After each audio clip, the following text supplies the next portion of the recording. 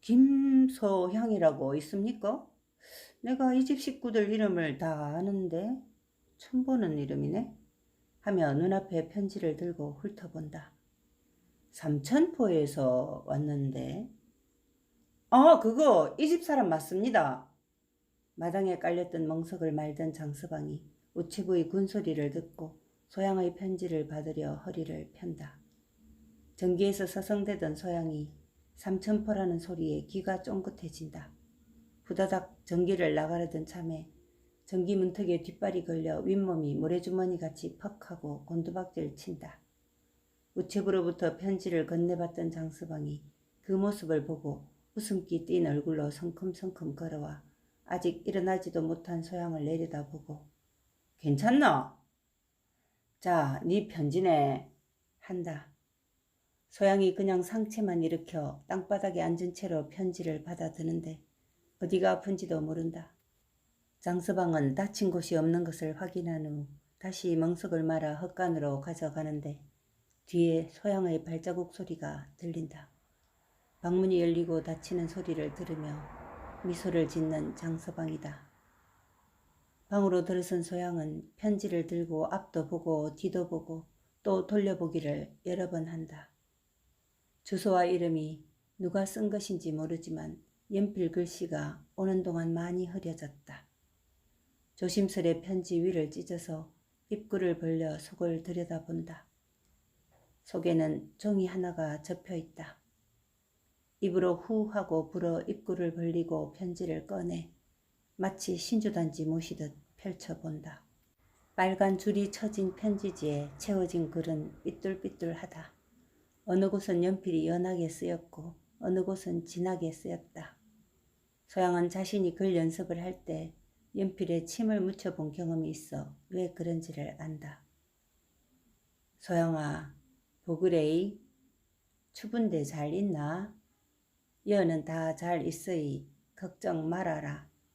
읽기 시작하자마자 눈물부터 쏟아낸다.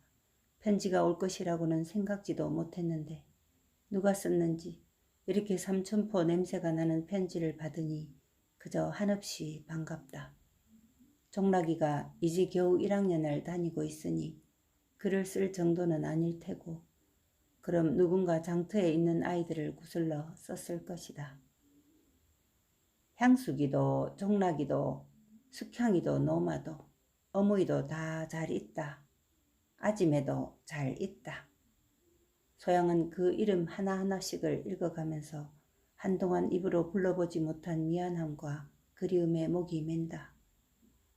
사는 게 무엇인지 자기 살보다 더 아까운 피부치들인데 그렇게 불러보지도 들어보지도 못하고 산다는 말인가. 서러움이 몰려오지만 소매로 콧물을 훔쳐대며 다음 줄을 읽어낸다. 설이 남온 보살님이 니기 갔다 온다 쿠더라. 돈은 꼬주지 말그레이. 징역 살다 나왔다 쿠더라. 봄에는 아무개도 내하고 아지매하고 한빈 갈 끼다. 어쩌든지 몸 성하고 잘 있거라. 하고 아저씨한테도 고맙다고 전화 그래이. 눈물이 어른거려서 삐뚤거리는 글이 더 삐뚤거리지만 삼천포에서 자신에게 소식이 왔다는 것이 그저 신기한 소양이다. 한 번 더 콧물 눈물을 소매로 닦아낸 후 편지를 곱게 접어 봉투에 넣고는 바느질 상자 속 실타래 밑에 넣었다. 소양아, 어디 있노? 작은 아지매의 큰 소리를 듣고서야 자신이 일을 늘어놓은 채 방 안에 있다는 것을 깨달은 소양은 얼른 방문을 열어젖히고 대답을 하며 나선다. 금은밤의 소양은 몇 번이나 편지를 꺼내 호롱불 밑에서 울면서 읽었는지 모른다. 설이다. 아침부터 종가는 분주하다. 장서방은 지게로 음식을 사당으로 옮겨 제단을 차린다. 광수애미는 팔을 걷어붙이고 전기로 광으로 오가느라 정신이 없고 소양도 광수애미가 시키는 대로 분주히 움직인다. 남자들은 하얀 두루마기를 입고 머리에는 갓을 쓰고 사당에 모여 태광이 제단을 마련하기를 기다리고 있다. 제주는 태습이지만 태습은 옆에 광수와 제수를 나란히 세운 채 비켜서 있다. 종손들은 제법 그 인원이 많아 다 마루로 올라설 수 없어서 마당에 큰 멍석을 깔아 그 위에 대충 열을 맞춰 서 있다. 정월 추위다. 다들 오들오들 떨며 빨리 정초 제사가 끝나기만 기다린다. 그때 태우가 헛기침을 해대며 사당문을 들어선다. 길이 멀다 보이. 지가 늦으심도. 두루마기 앞에 손을 모으며 허리를 굽혀 종친들에게 인사를 하지만 사람들은 마루 위에 서서 태우를 보는 태습과 태광의 눈치를 살피느라 태우의 인사를 그냥 지나친다. 그러거나 말거나 태우는 마루 밑에서 신을 벗고 덥석 마루 위로 올라서 태습이 서 있는 옆으로 가 제수와 광수 바로 옆에 선다. 비록 서자지만 자신도 이 집의 손이라는 것이다. 태광은 눈을 치켜뜨고 태우를 노려보다가 한마디 한다. 니는 저 뒤에 서거라. 맨 앞줄에 태섭 형제와 제수, 광수가 서 있는 바로 뒷줄에 서라는 말이다. 한마디로 너는 앞줄에 있을 놈이 아니다 라는 말이다. 태우가 고개를 바짝 들고 태광을 보며 당당한 표정으로 말한다. 와요! 내도 이 집 자식인 줄 모릅니까? 같은 아버지하고 조상님들 모시는데 와 내가 뒷줄에 선단 말입니까? 정초부터 재상 앞에서 험한 말 나오는 것이 상스럽다고 태섭은 생각하는데 태우는 오히려 그 불편함을 역이용하려는 것이다. 태광아 뭐하노? 술 안 따르고. 어디에서든 상관 안 하겠다는 태섭은 빨리 죄를 끝내고 싶은 마음뿐이다. 태광도 종친들 앞에서 울근불근하는 모습을 더 이상 보여서는 안 되겠기에 술을 따르고 향을 사르고 광수와 제수에게 눈짓으로 절을 시키고 하며 죄를 마쳤다. 자, 다들 집으로 가입시다. 추운데 고생들 하시십니다. 태습이 돌아서서 마당 멍석 위에 있는 종친들에게 이른다. 장서방, 음복해야 되이. 다 도로 지게에 올리소. 태광은 문전에 서 있던 장서방에게 이른다. 장서방은 지게를 마루 끝에 받쳐두고 태광이 건네주는 음식들을 하나씩 쏟아지지 않게 조심스레 지게 위로 포개 올린다. 장서방이너? 부르는 소리에 고개를 돌려보니 태우다. 뒷짐까지 진 태우는 배를 앞으로 쑥 내밀고 오만한 태도로 처음 보네만 내도 이 집 아들이라오. 한마디만 남기고 대문으로 걸어 나간다. 물론 장서방도 들은 풍을로 저놈이 누구인지 알고는 있다. 한심한 모습을 보고 있던 장서방은 마루에 서 있던 태광의 다음 말이 귀에 들린다. 저 새끼는 뭐하러 여오노? 사람들만 없으시면 그저 대가리를 두 쪽을 탁 내야 되는데 집안 망신은 있는 대로 다 하고 댕기면서 막상 그리하지도 못할 태광임을 아는 장서방은 태광을 보며 웃는다. 광수애미는 걷는 방으로 음식을 드리고 소양은 전기에서 마루로 연신 음식을 옮긴다. 방 안은 발디딜 틈도 없이 빼곡하게 사람들이 들어차 있다. 정부가 정초에 집을 비우다이. 이게 오대 있을 일입니까? 태우는 느닷없이 좌중을 보며 한마디 한다. 하지만 사람들 누구도 대꾸 없이 그저 헛기침만 하는데 누군가 답한다. 일이 있어서 서울 가시다 안 합니까? 집안 챙기고 조상님 모시는 것보다 더 중요한 일이 정부한테 어디 있다고? 정초에 제사상도 안 본단 말입니까? 그거는 있을 수 없는 일이지. 좁게 모여 앉아있는 사람들 틈에서 태우는 다리를 꼬아대며 빈정댄다. 태섭은 속으로 저놈의 화상을 그냥 감옥 속에 쳐넣어 두었어야 했는데 싶다. 그때 떡국을 사람 수대로 방으로 들이던 광수애미가 그 소리를 들었다. 태우아제, 이 집 사람들 다 점잖아서 할 말도 못하지만 내는 그런 사람 아닌 줄 알지? 정초부터 대도 안 하는 말 찌끄리지 말고 주는 떡국이나 먹고 가래잉. 내 두말하기 싫다. 알겠지? 하고 태우의 눈을 노려본다. 태우도 뜨끔하다. 이 집 양반들은 이리저리 굴려보기도 하고 놀려보기도 하고 또 때론 억지도 부려 자신이 아직 죽지 않고 엄연히 살아있는 형제라는 것을 각인시켜도 감히 구정물에 같이 뒹굴며 싸워댈 위인들이 아니지만 언젠가 한번 백중에 동네 풍물 시위가 있었는데 태봉뜰을 돌던 풍물패가 논 주위를 흥겹게 장단 맞출 때 술잔이나 먹은 태우가 두 팔을 벌리고 논두렁 위에 서서 내도 이 들판의 주인인데 와 내 땅은 없노?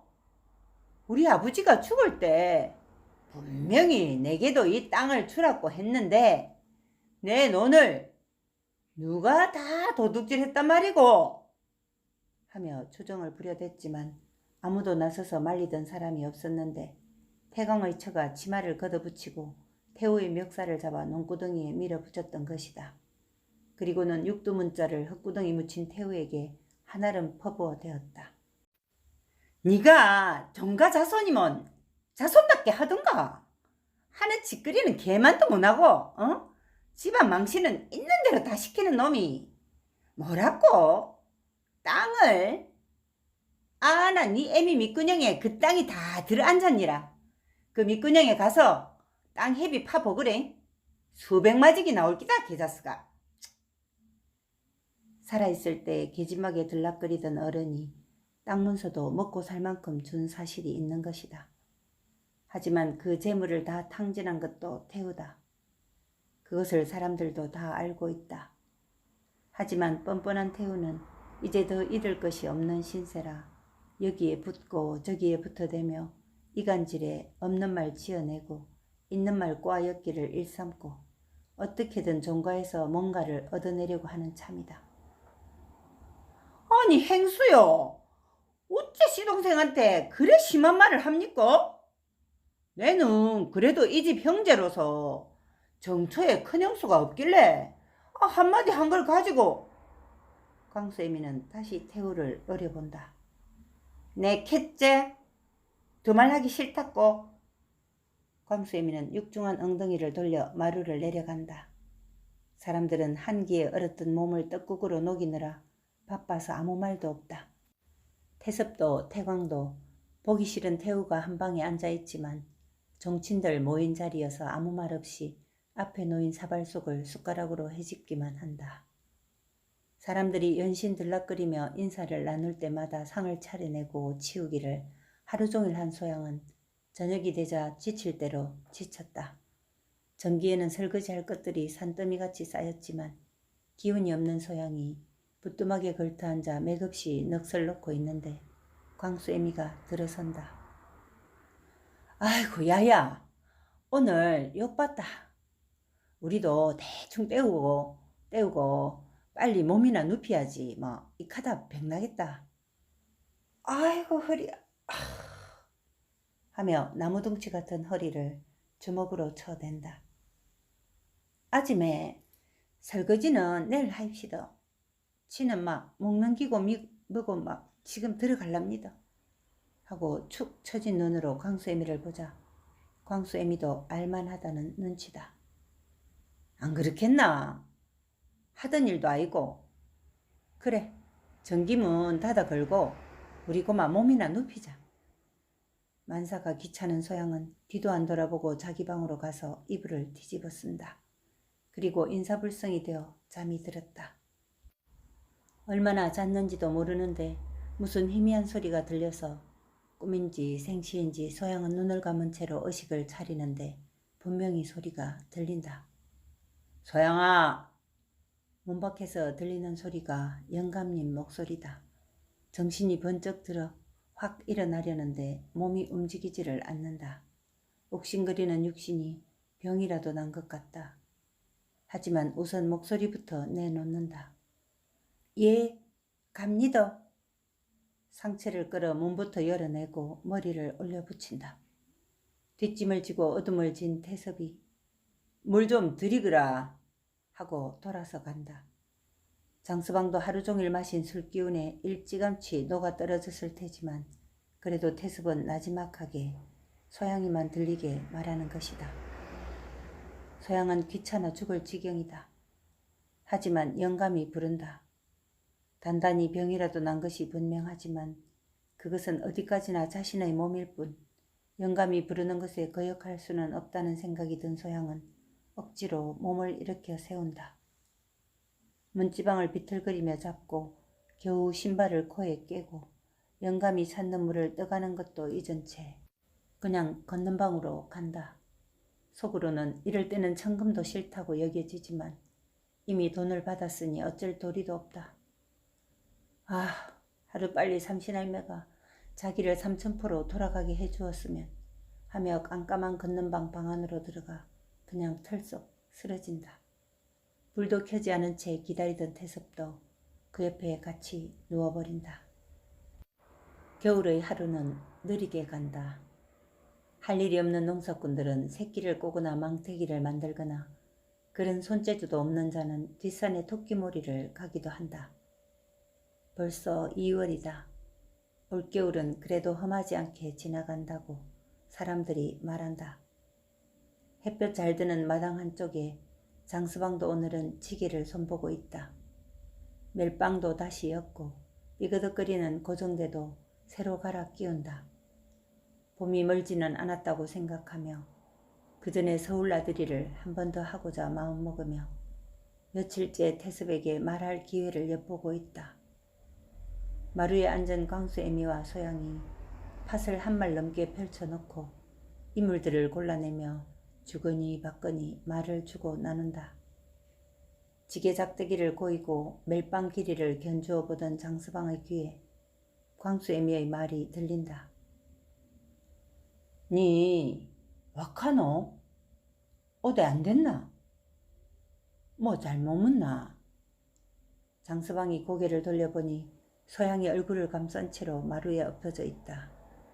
순간 예감이 들기는 하지만 장서방은 못 들은 척, 못 본 척 그냥 하던 일을 계속하고 소양은 아무 말 없이 자기 방으로 들어간다.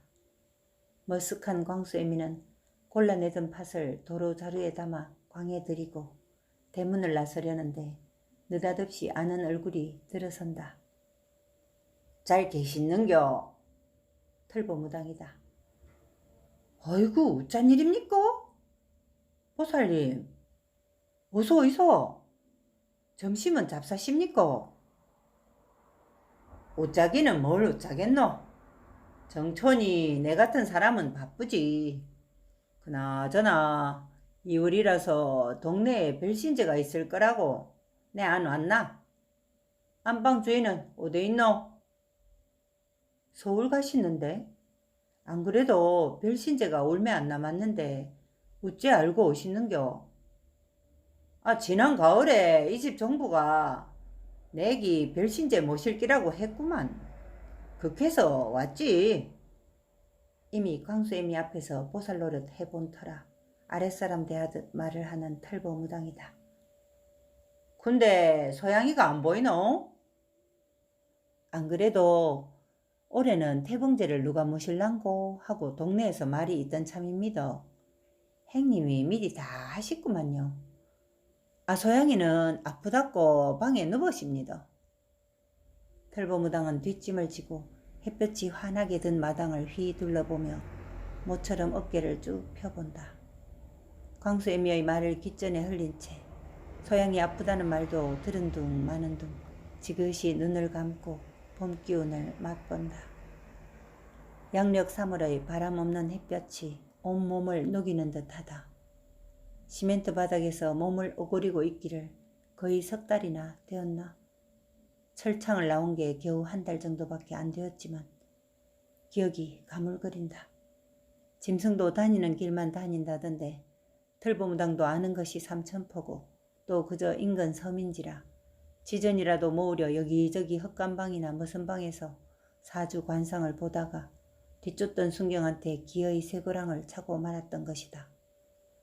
가면 얼마나 가고 숨으면 또 얼마나 오래 숨을 것인가.